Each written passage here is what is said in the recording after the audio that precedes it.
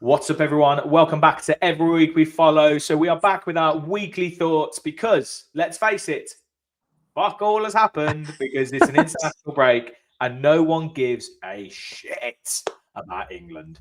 Let's quickly talk about it. Did you even watch it, Gaz? You don't watch them, do you? No, you don't watch the friendlies. Nah. You watch the main tournaments. Yeah. You don't watch the friendlies and stuff. At this point of the season, the most pointless fucking things on the planet.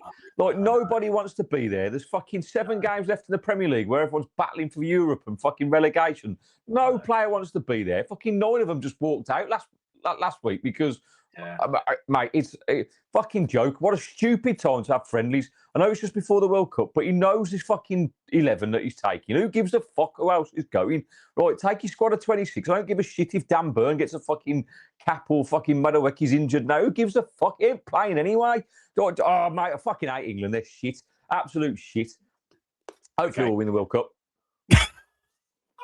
Through default. It wasn't a great game. It was pretty boring. And obviously Ben White managed to score a goal and give away a penalty. So that was fun. That's another thing. That's been the biggest contention of fucking topic on TalkSport and everywhere.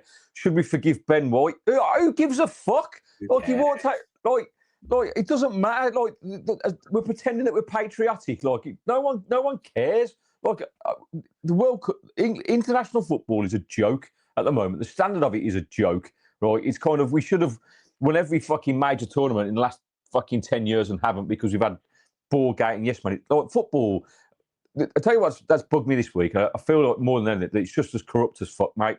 The Chelsea thing with fucking how they've got away with blue murder. Have you seen have you seen the stuff about Man City? Maybe getting like a 60-point deduction, but I don't know where that comes from. Mate, but even it was supposed to be made at Easter. Now it's going to be the summer. Oh, fuck, it keeps going on. Nothing's happening to Man City. Nothing. They wouldn't have signed fucking Haaland on a 10-year contract if they were getting a 60-point deduction. Like, it's just not going to happen. Like, we look if they might get 20. And even then, they'll still get Champions League. Yeah, exactly, mate. They're not even trying to hide it now. So, like, I'm trying to stay in my little Villa bubble, right, and go, we've got an opportunity. But it just basically, if the powers that be say we can, then we will. Right? It's as simple as that. But we all know that. I don't know. I'm going on a fucking tangent here, mate. Let's talk about something positive because let's talk about some stuff. So obviously, if you are new here and you want to hear Gary rant every single video, usually about either Watkins or something about VAR or something about Premier League conspiracy theories, then please do subscribe, like, and your hype should have fresh today because it's a Monday. So please do hype this video as well. Thank you, Flange, in advance for your hype. Right. Mate, I'd just like to say, because that rant was a little bit random, is that I've not been very well for the last week or so. And I'm on antibiotics, and I think I might be a little bit doolally because I wasn't expecting that. We just had a chat off camera, it just came out. So apologies if you like England, please watch them and support them. I'll watch the World Cup games. It'll keep me up at night, and when in America to the early hours. Oh, you'll have to come around here. James got a brand new 80-inch TV, 85-inch TV, so we'll come around. That'll be fun. I'll look forward to that. That'd be so good. Right. Anyway, we're going to talk. Also, please, Ezri Konsa and Morgan Rogers don't get injured. That's the only thing I care about. And Tielemans and Onana and all the other players that are out in international jersey. Yeah. Right. So we're going to talk a little bit today about the Sancho injury. The kind of another, I'm not going to say needless game that's annoying to have, but like, I understand why he did it. He wants to keep players sharp into this running. But yeah, frustrating. Onana, obviously, he scored for Belgium, and then also talking just about him in general and how we felt like before McGinn came back and how he's kind of adapted and changed now with McGinn back. Talking about Champions League, obviously, what else we're going to talk about? That's the main topic of discussion this season. Turan from Inter, an interesting little link there. Ticket prices, might well touch on that. I mean, I'm kind of like, and then Villa women as well with that absolute thriller against Chelsea at the weekend. And also, we will be on tomorrow on the Villa Park podcast. On there, they're going to do a round table. I don't know if it'll go out tomorrow or whether it'll go out later in the week, but they're going to do a round table. So there'll be us and a few other Villa Park podcast things, and we'll be discussing various different things. And well, last one was live, I think. So I think they'll do it live. Oh, is it? To get comments. Okay. Yeah, I think so. Yeah, that makes sense to be fair. But yeah, so we'll be on that tomorrow. I think it's tomorrow night, 9 p.m.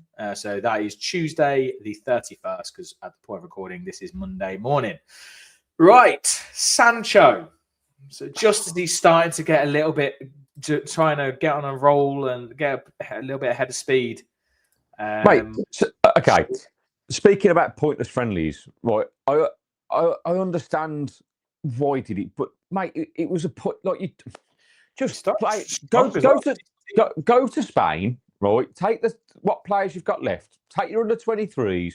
Play a behind closed doors match. Tell each other, right? Just fucking don't touch each other, right? It's all about sharpness, right? Because all you've done, you've gone to go and play a team battling for relegation in Spain who. I go, yeah, we'll have a go at you, right? Start your fucking strongest 11, which was, don't forget, Tammy played, Watkins played, Luis played, Bartley played. Like I watched the last 20 minutes of it, right? We were shit, absolutely shit. Just to touch, because I didn't actually see the game. Did you see when Macho came on? How did he do? Yes, he's huge. He didn't do a great deal, didn't touch the ball up, but he looked lively. I saw it. 10, 15 minutes of him, but it was good to see him on the pitch. I don't know. Will you use him or not? I think we need to see him. We can't until January. The FIFA won't put the transfer through because of Brexit. So he's not a EU player. So because he's represented Luxembourg at a senior, he can't until the next year. So we can't register him until next Jan. And apparently Villa are super pissed off. No, mate, you can't be pissed off. Where's your due diligence? Who the fuck? I know, right? I know. Like, mate, honestly, let's very quickly. I'm going to time box this for the next 3.5 minutes. Okay. About 3 minutes. Villa's transfers over the last 4 years. Where do you rank it? Because like there's some very good ones in there. Right, like Pau Torres, Maatsen, Rodgers, Rodgers. Like these players, they're very, very good players, and they're literally like. And then even the players that we brought in and sold on, they did a job when they were here. Like Marlon, Duran, Diaby, they did a job. Obviously, we sold them on for profit because we needed to and stuff. Yeah. And then there's obviously all the like youngsters and all that shit, and then there's been like a lot of players who we just kind of haven't used. So What's your feelings around our recruitment? I think in the main, like you said there, we've made some decent signings. The problem has been with the younger players, right? We've bought so many youngsters. Like, what's that Redmond? What's happened to him? He's just fucking disappeared off the face of the earth. We bought this Maggio. We had Bayanchea. We had Ealing Jr. Like we had all these players that just what feel to me that they're just cannon fodder, mate, and they've been put into the ether for whether they're there for PSR reasons or whatever it is, but it's poor. It's poor. The Maggio situation is poor. That is, considering where we are as a stature of a club, the fact that that's a basic thing, and we've got someone who's not done due diligence, who's gone, yeah, he fits the profile. Let's have him, right? Young 16-year-old powerhouse. We can develop him. Blah blah blah blah, and he can't even play him for a year. I mean, a lot of the thing that's just difficult is that a lot of these things we don't really know all the ins and outs. We don't know why they were signed. We don't know what we did know. Well, so what we do know is, mate, he can't fucking play. So what I mean is, what I mean is to know the basics, but he can't play. What I mean is that obviously the things that we're hearing are that Villa aren't happy, but is that the case? Did they actually know this? And they were just like, oh, we'll buy him now because he's available. We want to get him before anyone else does. Yes, he can't play till Jan. And the same with like some of the other ones, like Baranachea and all that. We kind of brought them in, we assessed them. We're like, yeah, it's a low risk. My feelings are this: if you're a young player coming to Aston Villa, you've got little to no chance of getting in the first team. Yeah, why would you? Like, and that's piss poor. Like when you've got someone like Max Damon at Arsenal, or you've got that young Brazilian at Bournemouth, can't remember his name, 19 playing up front. We've got, obviously Alisson who's been injured, or like why are you buying these players if you've got no intention of fucking giving them first team football? Like it's a waste of everyone's time. Yeah, we bought him for development. Well, what's the point in that?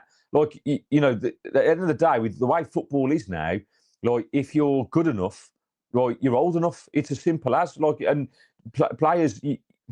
You can't keep buying youngsters and going, they're one for the future and not give them the experience, even if it's just being in and around the squad on the bench and getting 5-10 minutes here. The fact that you got like they've done with Max Damon, and obviously that's an exceptional talent, but like I've heard so many good things about the young players that we've bought and that they're the next this or the next that, and you go, well, where are they? Are they going? What we do is, and they even said it on AVTV or in that Etche game, or they said Villa's academy is brilliant. Basically, they pick out these youngsters, they bring them in, they get them to like this level of kind of being in and around the first team, and then they go out on loan, right? Yeah. So I don't understand the process of that. Yes, to a certain degree, you go and get experience, which says they're not good enough to play in the Premier League because they all go to lower level, right? So you've got to remember, you got to remember though that you got to remember that we are at the moment playing in the top 10% of club football. Like that's the level we play. That's the level mate, we're playing. Don't give me that bullshit, mate. We're fucking watching Leon Bailey every week. Like fucking anyone will be fucking better than okay, not Leon Bailey, because obviously Alisson was signed, but he's been unfortunate with injuries. But what I would say is that even Alisson injured will be better than Bailey. No, what I'm trying to say is, yes, you can either let these players develop at other clubs and not own them, right? But at that point, the cost is higher. Another club might come in, or they might have come in and grabbed them earlier. So you kind of, I kind of get it. Like, as in, obviously you can do it internally where you're bringing them up through your own academy, but then you can bring in younger players, 16, 17-year-olds to add and supplement to that to increase the quality. And then, yeah, you loan them out because you're kind of getting to the point where you're like, well, we don't trust them enough to go into our first team. And also very young players, you do need to watch it sometimes. If they go in and they have an absolute mare and they're shit for like 2 or 3 games, it completely fucks their like confidence, and then they go all over. So you have to be very careful with that. No, I get it, but I understand all that. But this is what bugs me about football in general. Like, and this is where I guess it's clickbait or whatever, and people come at me with like, because when I'm critical of Watkins, you can't say that he's done this, and this. Right, you sign up for it, mate. I know this a little bit. You're whatever age you are, you're a professional footballer, right? You might, if you get an opportunity to play in the first team and you fuck it up, that's on you. Like that's the nature of the beast. You are either moving forward or you're standing still in football. And if you're doing standing still and not going, oh well, he's not ready, he's too young. But the players that are ready step up to the plate and do it, and that's how you sift through I've got a pro footballer who's not ready and one that is. So I would rather have a young player be given a go, play 1 or 2 games, right? If he's not good enough, fine, then ship him off and go, right, it's not the end of your career. But yes, it damages confidence, but mate, these players and these clubs have access to fucking top level everything. But I'd say that that's what we do, right? In pre-season, we sign these players, they come in pre-season, they play some games, Emery goes, they're not quite there, sends them off or sells them. But mate, that's not games, is it? It's pre-season. No one takes it seriously. I know. Are you willing to like risk that? Are you willing to put a player in? You're going to risk 6 points. I would. Looking at Alisson, I've watched him twice, right? Yeah, no. But Alisson's different. Alisson is played. He's just been injured. Yeah, well, but very minimal. He played. I know he's been injured, but again, it's very minimal. He's not been an option even when he was fit. He's like. Would you play him over Sancho? Would I play him over who? Sancho. Play him over Sancho. Well, I wouldn't play him over Sancho. What I'd do is I'd fuck Leon Bailey off back to Roma or wherever he wants to go, right? And I'd play Sancho for 60, 70 minutes. The Bailey one's a weird one. I would say the Bailey one's a straight one. I'd play Sancho for 60, 70 minutes, and then I'd bring Alisson on to go and do better than him, right? Yeah. And put pressure on somebody. Because, like I said, I think he would have. He's been injured for 10. He's missed 10 matches. Like it's not like he's been injured for 1 or 2 games. He's just missed all these games, and then you can't just throw him in. Because he gets injured again.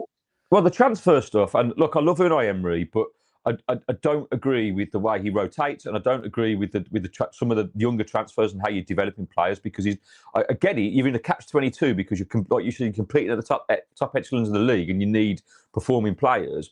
But I'm not saying do that with the whole team. I'm saying take a risk on a. You're scouting these players. You're buying the players. So either you trust them or you don't. And if you don't buy them. If you don't think they're ready, because if you compete at the echelons, you go right. I want a young player that I think can compete for first team football now, not one that's going to be there in 3 years' time. I mean, we don't. Obviously, we don't. Yeah, I agree.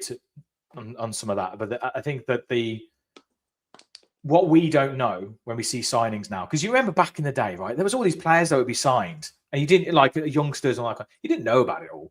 Like it didn't really, like stuff would happen in the background. Whereas nowadays, everything is like everywhere, and everyone's like, "Oh, look at this guy!" And he sees YouTube highlights. He's like, "Oh, he's gonna be awesome," and they never plays a game and he fucks off, right? Well, so like, there's going to be signings that are probably not Emery signings. They're just going to be like commercial signings where we're like, right, bring him in, loan him off to such and such, and then develop him over a year, and we'll sell him for a £3-4 million profit.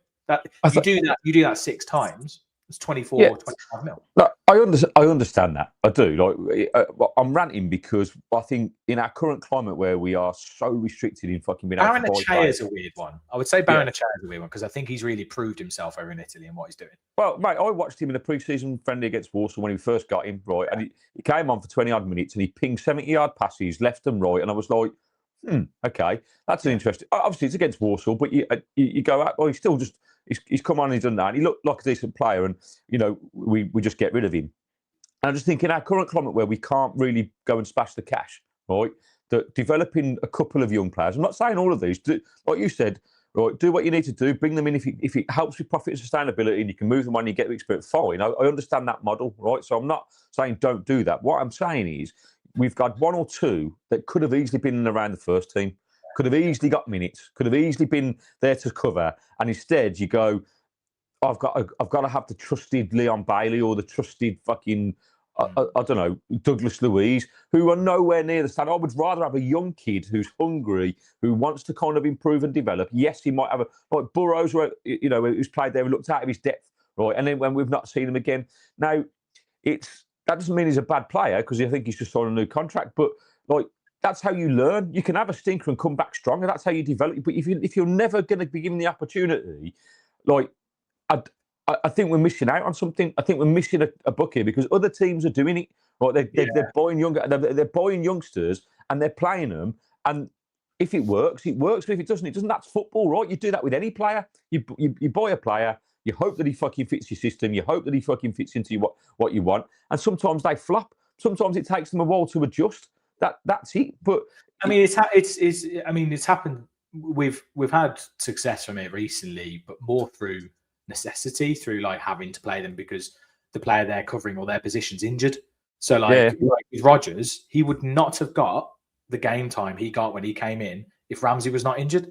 Ramsey got injured. And he was played. And he was played time and time again, and he just developed into the incredible player. Same as Bogard. Bogard wouldn't have played the games he has. He didn't have the injuries. Rodgers is the prime example, mate. Someone I've never heard of, right? And you go, okay, he's an exceptional talent, but he was given an opportunity. And yes, that's some circumstances in terms of injury and stuff. But we've had that as well. Like, with Cash was injured for a long time. Like Garcia last season, if you remember, he made one mistake against Liverpool, but looked really promising. That kid's confidence must be shot to fuck because he's been around, and he's not been. And don't get me wrong, when he's played, he's been absolutely shocking, right? But that's what I'm saying. So you go, but then you start to know, right? You go, okay, he looked decent, but he made a mistake. He's had an opportunity, and he's not. And he's been injured, so he comes back from injury. He's not been the same, so you go, maybe that's not the right fit. But like you can list all those players: Ealing Jr., Baranchea, Redmond, now Allison, Aloha, who's gone off to West Brom after scoring in the fucking thing. Like, Burrows, all these. Mate, the one that got away, but this was a PSR move. I think it was under Gerrard. I think Chukwuemeka. But he was a twat, mate. So like, I know. But he's a good player, mate. And I tell you what, interesting stat about him, mate. He's not played 90 minutes in his entire fucking career. What a prick! I was literally about to say, and interestingly, he's only made he's not. The longest he's played is like 86 minutes. He's done that twice. And also, I think he's only started 12 of like 97 appearances across his career. Something crazy. That's a mad stat. But also, mate, that guy is living the dream. He's a multi-millionaire from never playing football. He's at Dortmund, right? He's at Dortmund, isn't he? Yeah. And apparently, the manager was saying he's absolutely incredible. Like he's like the way he carries the ball, the move, like he's so good. And it's just, and you do watch him, and he's a very, very good player. Mate, all the potential in the world. Really liked him, but what a prick! The guy has had. Look. I get in trouble for this all the time. Because he's 22, isn't he? I think he's still early. But mate, when you chuck money at certain people, it destroys them. It destroys their character. It destroys who they are, and they get into that world, and they lose all their integrity, and they fucking just they go off the thing, and they think there's something that they're not. And the fact of the matter is, they don't care because they're earning all the money. Whereas actually, so that drive and passion that gets you to the echelons of being a professional footballer just goes out the window. They don't care because they've made it. Once you've got the contract and you're rolling, I'll go from club to club. There's some players, obviously, that the James Milners, the John McGinns. I'm not saying there's people that obviously there's many professional footballers that go out there and do it fucking week in week out and earn their money. But there are Calvin Phillips is the one I always think of. He's literally like, is he still? I can't remember. I remember seeing because he moved to where's he gone to? He's at Sheffield United. Sheffield United, right? But is he on loan? Yeah, probably. So he's still at City. Still at Man City, I think. Mate, no one can afford to buy him from City. He's on about £7 million a week. Oh, it's amazing. Anyway, go on. Yeah. So the transfer thing, mate, it's frustrating, and we've digressed, I guess. But I think ultimately, the players that you're bringing in, it all depends on character, right? That's what it comes down to. These are the players that, when you're looking at it, most of our transfer stuff has been pretty poor. Like we've mentioned the players that have stepped up and been good, right? And so there's been a few diamonds in the roughs, but ultimately it's not. I don't know, where do you lay the blame, because hands are tied, right? So yeah, I was going to say, well, the question some people will always say, because everyone goes on about recruitment, but then would you not say, yeah, because of the financial restrictions we've been under, right? So I would sit there and go, right, okay, well, when we had money to burn, and to spend, we bought Onana, we bought Diaby, we bought Marlon, we bought Asensio and Rashford in on loan. Yeah. Those are kind of like, and Pau Torres and Rodgers, right? So and Maatsen, they're the main ones, right? So Pau Torres, Maatsen, Rodgers, Onana, all playing. All starting 11, pretty much, I would say. Yeah. Diaby came in. We had to sell him because the following season we didn't get Champions League. Marlon came in. We had to sell him because we wanted a striker to challenge with Ollie Watkins because last season we didn't get the Champions League. So I'm like kind of sitting there going, actually, the players came in, did a job. We could make a profit on them. We had to because of the financial restrictions and the fact we didn't achieve what we needed to last season. Yeah. So I'm kind of looking at going, the young stuff's really frustrating. Some of the purchases have been a bit odd, but I don't think we've made a loss on anyone. So I'm kind of like, well, actually, it's good. It's good economical sense, but at the same time, yes, we need to try and improve the squad. It's not as good as last season, but last season's squad was Champions League squad. You can't compare it. We're in the Europa League. No, so look, you'd like to think next season our squad will be on par with last season's. Yeah, look, I think overall we are in a time that I'm incredibly grateful for. Like it's been an amazing 4 years, right? I think the frustration comes from the day to day where, and I've mentioned this so many times because people will come at us in the comments and go, "Oh, you fucking miserable bastards!" Or like they always do, right? But it's so pessimistic. But it's not about that, right?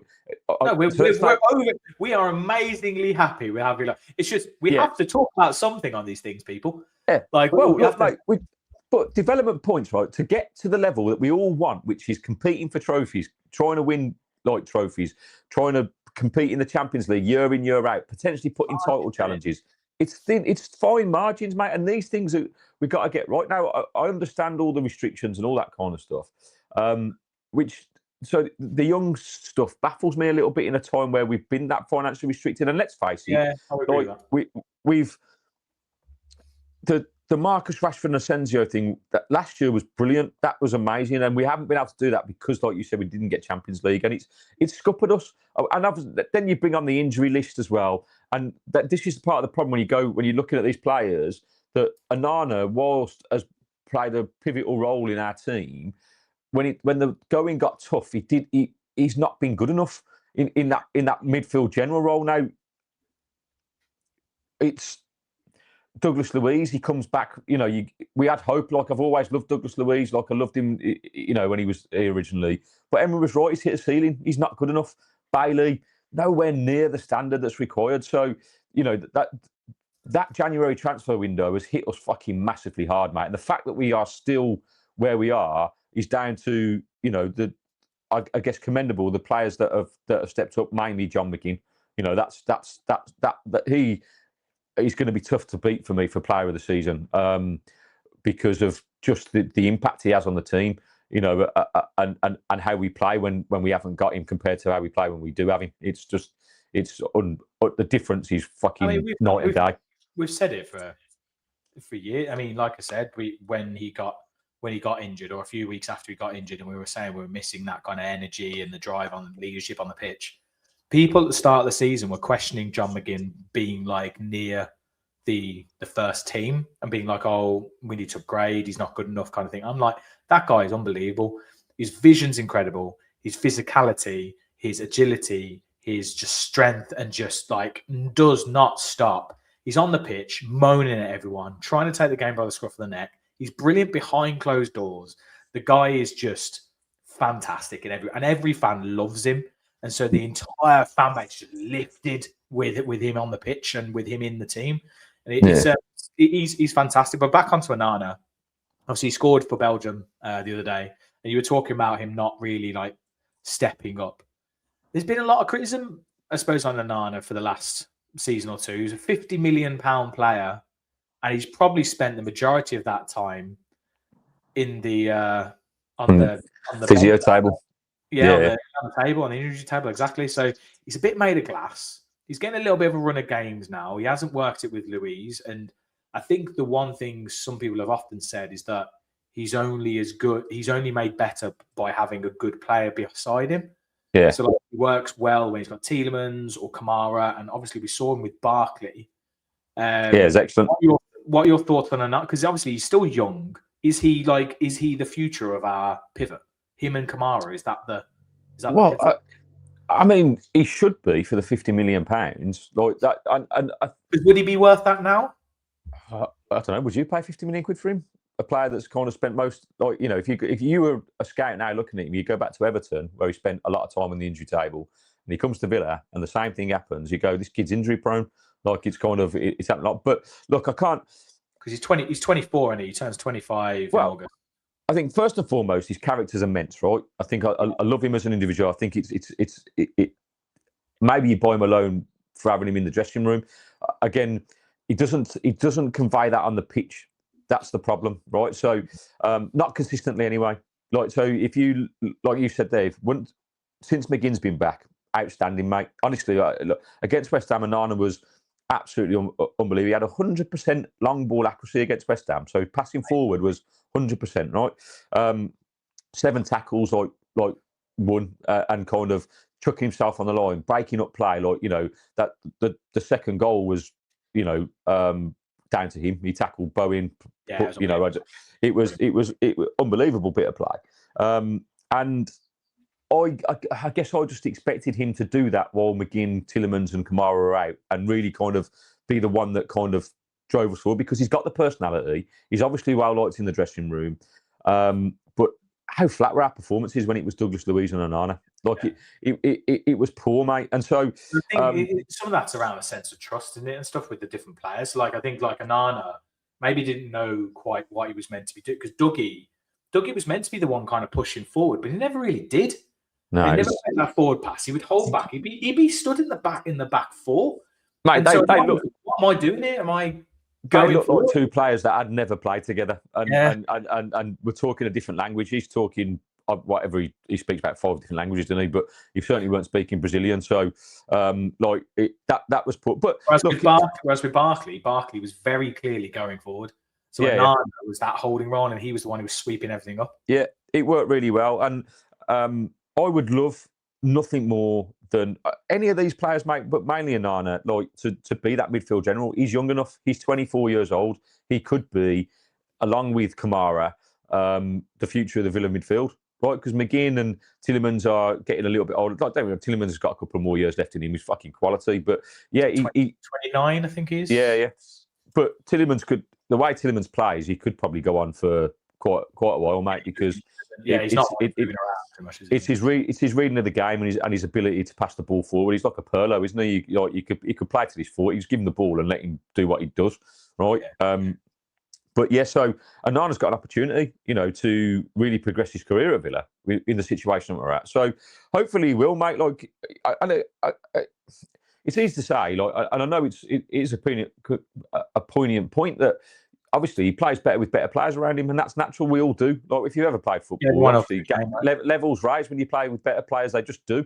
That happened when we had Rashford and Asensio. I remember Asensio coming on and Rodgers was suddenly fucking eyes lighting up and going, fucking hell, this player's a baller. You all of a sudden you're competing with someone that is just as good. And the development and the leadership on the pitch can come. He's got a great mentor in John McGinn. If you can take those attributes and stay fit and be that player, mate, we could have a £50 million player plus on our hands, because he's still young enough, and he's got the physical attributes. He doesn't impose himself on games as much as I'd like him to. Like, in terms of consistency, he can do it. He's had some brilliant performances this year against Man City, against Arsenal, against West Ham. I thought he was just unplayable. Like, he was probably easily our best player. So yeah, let's hope he can do that for the remaining 7 games, mate. With McGinn and Tielemans being back, do you know what I mean? It's massive. So let's see what happens. I agree. Right, next on to our Champions League push. We need to touch on it once at least. We are 6 points clear of Chelsea right now, right? Yeah. And I look at it and go, if we beat Forest and they're playing Man City, if we beat Forest and they lose to City, I think this is done. I don't see them getting 9 points on us over the last 6 games. Yeah, I agree. I totally agree. Chelsea are in free fall, right? I think they're not playing good. I mean, form is temporary, but with the uptake of McGinn and Tielemans coming back, I think it's a massive boost for us going forward into these last 7 games. I mean, this is why I hate this international break, mate. It came at the right time and the wrong time, because I think both McGinn and Tielemans probably need a little, have had minutes, for respective countries, and will come back hopefully match fit, which is really important for us. But we had a bit of momentum. Do you know what I mean? That West Ham game, and you going into Forest would have been great, like the following week, and now we've had, players go away. It takes their comeback. It's an away fixture against Forest. It's kind of it's you don't know. No. I'm not saying. By the way, I was never saying that Forest is a banker. I don't see it at all. I mean, you know how I feel with the Derby day with Forest. So yeah. But basically, like, it's the business, and this is why I don't like these pointless friendlies, because we need everyone fit and firing, right, to go into these last 7 games, because ultimately, not just our season, but the future of our football club are literally riding on it, of getting Champions League football. So 2 massive games to come back to after when we come back, massive games. Yeah. Right, we face Bologna in the first leg, don't we, in Italy? And on Thursday, the 9th of April, which is next week on Thursday, I believe. Yeah, do a watch along for that? Yes, mate, 100%. We'll do a watch along. And then you've got Forest on the Sunday. And we need everybody kind of contributing. If we can maintain that level of performance that we put in against West Ham, right, we got a great chance, mate. We've got an absolute great chance. I actually think if we get something from Forest and we beat Sunderland, with Chelsea having Man City and Man U, I think, are the next 2. Yeah. I'm getting more and more confident at the moment. I know I don't want to tempt fate and stuff, but no. I just feel like it is very much becoming ours. Everyone in the comments, let me know on this. So I was trying to work out. I'm pretty sure the Premier League are only allowed a maximum of 6 teams in the Champions League. I think that's correct.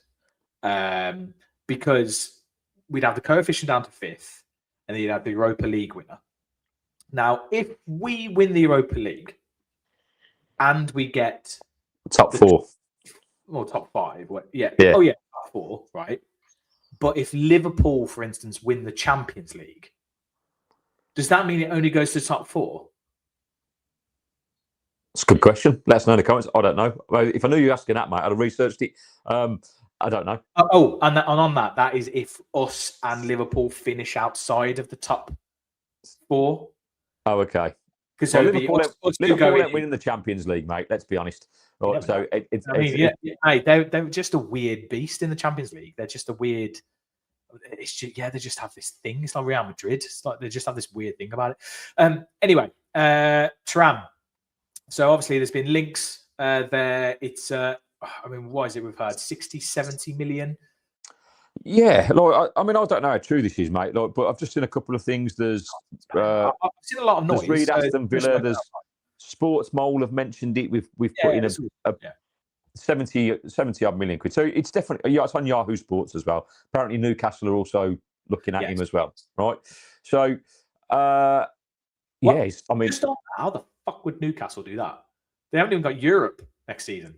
So I don't understand. That's a load of shit. How the hell are they ever affording that? Because they've got PSR issues like we have. Well, I don't know. Maybe it's not quite as bad as us because their match day revenue is probably higher than ours and all that kind of stuff. Bigger stadium, all that kind of stuff. I don't know what their situation is, but they wouldn't. My concern about these kind of rumours is that the only way we even get any close to fucking forking out £74 million for a striker is if Morgan Rogers goes.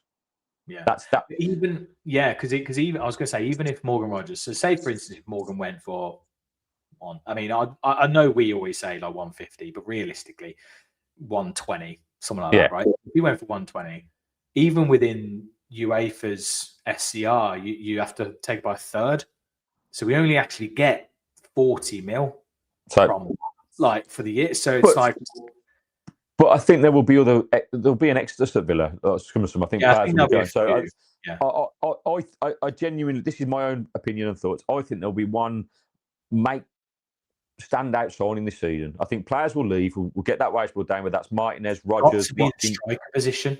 It's got to be. It has to be. It has to be. And so I'm not saying I don't know how much truth in this, but for me, I mean. It's a good shout. He's a good player, Marcus Thuram. Right? He is. Watched him last year in the Champions League. He's a big, physical, probably fits kind of a better version of Tammy, for instance. Right, like something that Emery would want to work with. My personal preference would be someone like Julian Alvarez to work off someone like Tammy. That's my personal preference with Premier League experience. That's the only thing. £74 million, a lot to pay. Let's say the rumours are true, right? And Rogers goes and we end up buying him. No Premier League experience. You're asking him to come in and do a job straight away, right? And we know that most players in the Premier League struggle to adapt to the physicality in the first season. So it could be a question of we've got to work and hope that he hits the ground running. So I don't know. It's going to be an interesting summer for sure because there will be definitely comings and goings. We desperately need a striker. I think we all know how I feel about Ollie Watkins. I think his time is done. I think we need a replacement.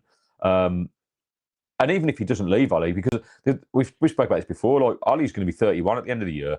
So if he doesn't get a move, and who's going to take him? I think in his current form and stats, he's got.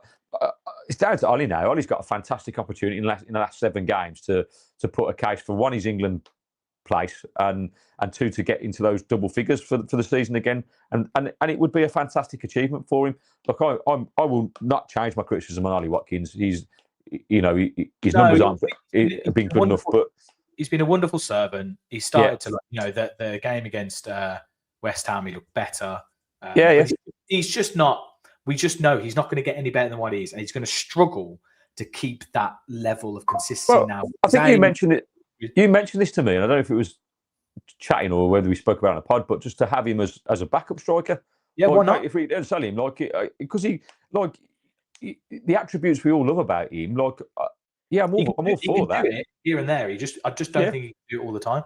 And so if that's a case of actually he's like, well, maybe that's an option, but maybe let's see how that. I mean, the last 7 games is going to be huge now because if he hits a run of form, he might. We know football is as fickle as that, right? If you have 7 good games and he scores 7 goals, I still just think I still believe that if we got Champions League this season, I think Ollie would have gone. I agree. I still believe. Just on Julian Alvarez, just did a quick search. Quite funny. Apparently, Arsenal obviously are like massively interested in him. Apparently, they had a 105 mil bid turned down. That's what the claims are in Spain in February.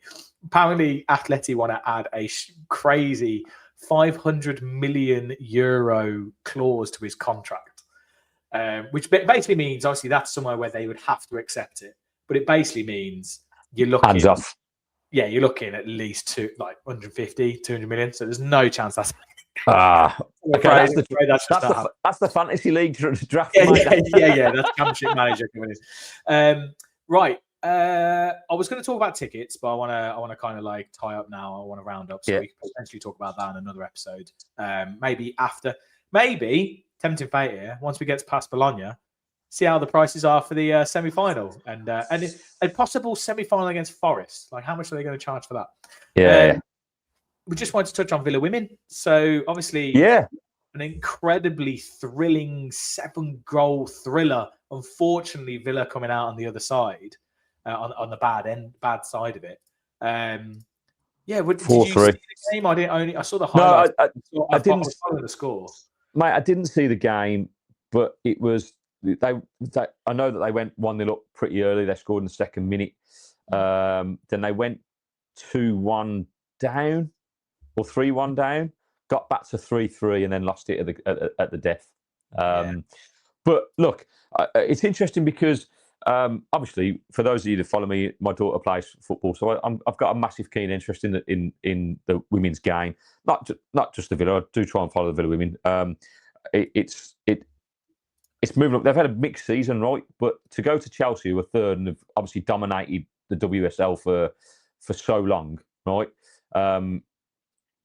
It's a fantastic performance away from home, so fair play to them. And I think hopefully with a little bit more investment in that squad and they can have a push next year. They're kind of mid-table, edging towards the bottom. They've changed managers like 2 or 3 times in the last 12, 18 months, which never helps, right? You've got different things. So let's see what happens. But yeah, fantastic achievement. Just wanted to give them a big shout out, and hopefully they can finish the season strong and go again, for next season. But we'd like to do a little bit more on the Villa women. We're trying to find someone who's potentially like a bit of an expert around them to give us an update each week and stuff, and do an episode, because I think it's really interesting. And obviously, it's only getting bigger, and it is a good standard.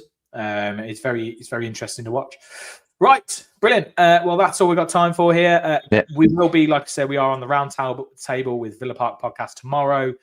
We'll probably be back at the weekend for something. We'll put something out on the weekend. Obviously, we'll be back next Monday for our weekly thoughts, and obviously the preview for that Bologna game next Thursday at 8 o'clock. It's 8 o'clock, isn't it? I think in Italy. So yeah, Gary, give us your final thoughts and sing us out, mate. Yeah, final thoughts, mate. Fucking Jadon Sancho injury. Like, I've watched it back and you just go, what? Like, the pointless friendlies. What's the point in them? I understand I understood if go away to a training camp, have a match, kind of keep people's freshness and fitness up while we aren't playing. It would be fine if no one got injured, right? It'd have been, well, yeah, but I just think, why play a competitive team? Just take your under-23s and have a behind closed doors thing, right? It's risky. And Buendia went off injured as well. I've not heard anything about that. Hopefully he's all right. But Sancho's been arguably one of our best players in the last 4 or 5 games, and so that's really pissed me off, right? Because the replacement is fucking Leon Bailey. On that note, Gaz, sing us out, mate. And as we always do, every week we follow the boys in claret and blue. These people, Leon fucking Bailey.